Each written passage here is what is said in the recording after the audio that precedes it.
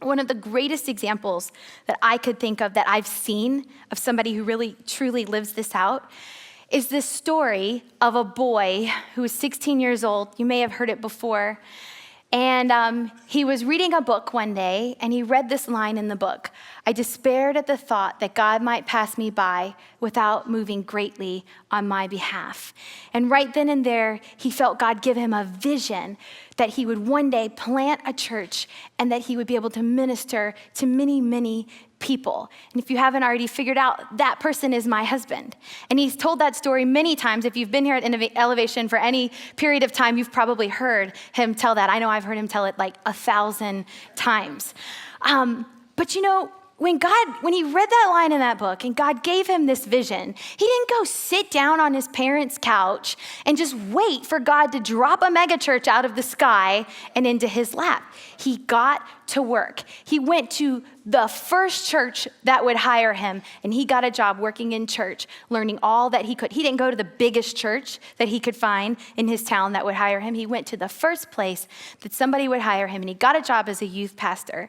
And he tells a story about how it was the most rowdy bunch of kids that you could ever imagine. And he says that he sometimes thinks he spent more time breaking up fights than he did actually teaching these kids. But he was working while he was waiting. And then he went to college. And when he got there, he didn't go up to the president of the university and say, "I have a word for the student body. You've got to get me in front of the student body." No, he ministered to the people in his dorm. And whoever God brought into his path, he was going to tell them about Jesus or help them through their situation. Every ministry opportunity that God brought to him, he did it. Nothing was too small.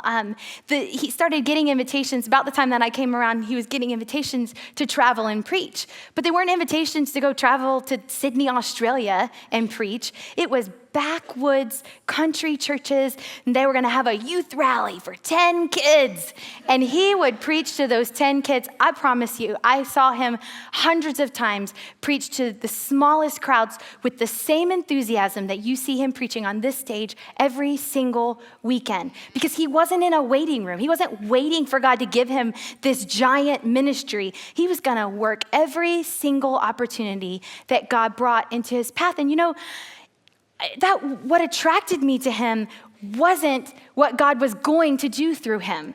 I remember very few conversations of us talking about wanting to start a church one day because we were so busy with what God was doing through him then and there. And what attracted me to him was what God was doing through him right where he was, not what God was going to do through him one day.